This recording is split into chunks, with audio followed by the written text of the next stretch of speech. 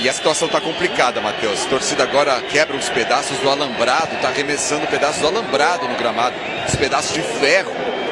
Situação perigosa. Os jogadores do Colo-Colo foram lá, pediram para a torcida se acalmar e o jogo está paralisado, enquanto os torcedores que também estão pendurados no alambrado, o sistema de som pedindo para eles descerem, eles não descem, e arremessando alguns pedaços de ferro no gramado. Realmente uma situação lamentável aqui no estádio monumental do Colo-Colo. Os torcedores ficam bem próximos, né, ao campo,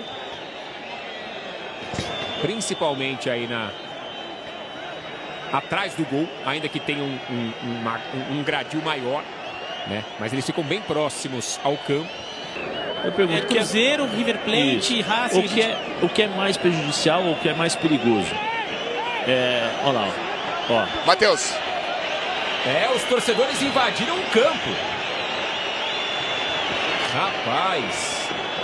Isso, os torcedores invadiram o campo. Os jogadores do Fortaleza nesse momento entram no túnel, deixam o gramado. Tem muitos torcedores do Fortaleza aqui dentro do campo. Os próprios jogadores do Colo-Colo tentam levar os torcedores de volta para as arquibancadas. Mas alguns torcedores entram, tiram fotos, outros fazem baderna. E a polícia, os jogadores do Fortaleza rapidamente correram para o túnel, para dentro do vestiário.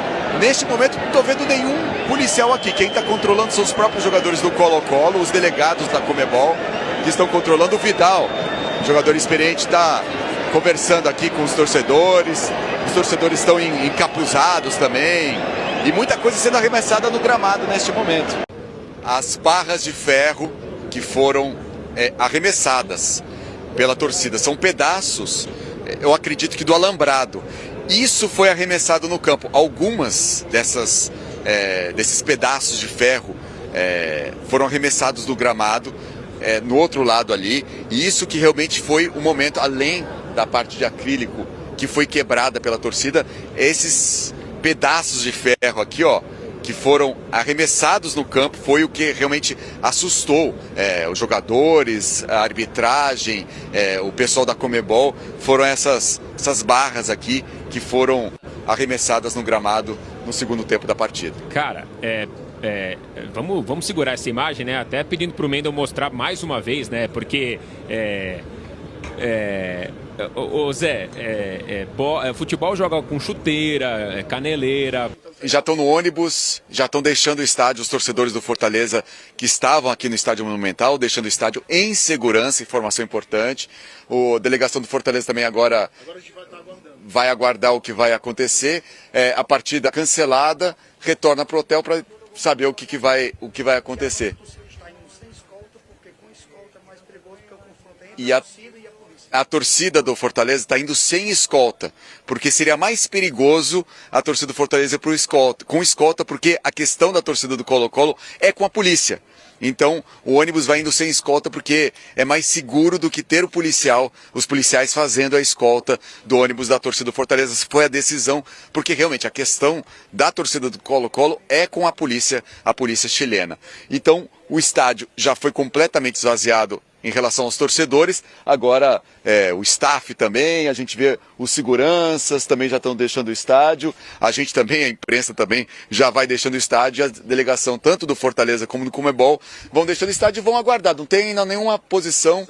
Nós vamos saber agora. Vai saber agora o que vai acontecer, ainda não tem uma posição, mas vocês voltam para o hotel, aguardam no hotel então. O Fortaleza... vamos saber, agora... Tá certo. Então eles estavam resolvendo a questão da torcida e agora os dirigentes aqui do Fortaleza vão entender melhor com a Conmebol o que vai acontecer daqui para frente. São as últimas informações aqui dessa partida cancelada no segundo tempo, depois de tantos incidentes que aconteceram aqui dentro, Colo-Colo e Fortaleza. Tem uma questão específica aqui no Chile, que a polícia não pode entrar no estádio. Quem faz a segurança do estádio é segurança privada. Então isso causa um pouco mais de dificuldade, né? E as notícias que a gente tem é que há um confronto da polícia com a torcida do Colo-Colo do lado de fora em função de uma situação que ocorreu durante a partida, né? Me parece que um atropelamento, situação aí meio grave. Então esse é o cenário. A gente está em contato com a Conmebol já procurou a gente algumas vezes. Acredito que a tendência é que o jogo não continue, mas não tem condição nenhuma de continuar. A princípio a gente imaginou que era só aquele clima de Libertadores mesmo, né? A gente tem o Martin Lucero que jogou lá no Colo-Colo, então havia muito protesto contra ele, eles arremessando coisas no campo, mas até então, pelo que a gente sabia dentro do campo, era só isso. Então foi um pouco de surpresa ali quando a gente viu os vídeos. De repente, né? Como que foi? O que vocês viram naquele momento lá? Cara, eu vi que eles começaram ali, era do nosso lado direito, assim, eles começaram a atacar coisa no alambrado ali, naquele vidro, né? E o juiz já falou, ó, eles estão querendo quebrar as coisas ali, mas até então é difícil ali na hora, você não consegue ter a noção do que está acontecendo. Aí eu me assustei mais realmente quando eu vi o vidro sendo quebrado. O vidro sendo quebrado, eu olhei, eu vi que não tinha nenhuma polícia, ninguém para proteger ali. Ali o juiz também já começou a dar 2 passos para trás, já ficar mais perto aqui da parte dos bancos. Ali eu já vi que alguma coisa poderia acontecer. E quando o vidro quebrou realmente, que eles conseguiram a abertura, aí, cara, você nem pensa muita coisa, né? Invasão de campo, que vocês viram a torcida invadida no primeiro momento, imagina que vocês estão correndo perigo. Exatamente. A gente sabia que eles estavam com um pedaço de pau ali, né? Ferro, uns pedaços. Exatamente.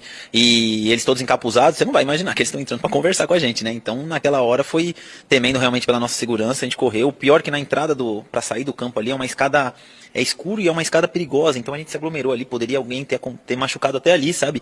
Mas mais do que isso, foi a situação realmente assustadora no momento de não saber se, né, o que poderia acontecer, temendo realmente pela nossa própria segurança. E depois que vocês deixaram o campo, né? Porque aí vocês foram pro vestiário, vocês chegaram a conversar com o pessoal do Colo-Colo também, com os jogadores, porque dificilmente teria clima para voltar o jogo, apesar que a Conmebol tentou esvaziar o estádio, fazer o jogo sem público. Vocês chegaram a conversar entre vocês com os jogadores do Colo-Colo para realmente entender o que gostariam os jogadores? Entre nós o papo já era, não podemos voltar, não tem clima nenhum, a gente não... Pelo amor de Deus, quem vai garantir a nossa segurança, né? A gente estava esperando o nosso presidente que estava lá nos camarotes, ele estava preso também, a gente estava esperando a vinda dele para realmente a gente bater o martelo com ele e falar, não vamos voltar. E quando ele chegou, realmente foi essa mensagem que ele nos passou, que a gente não voltaria.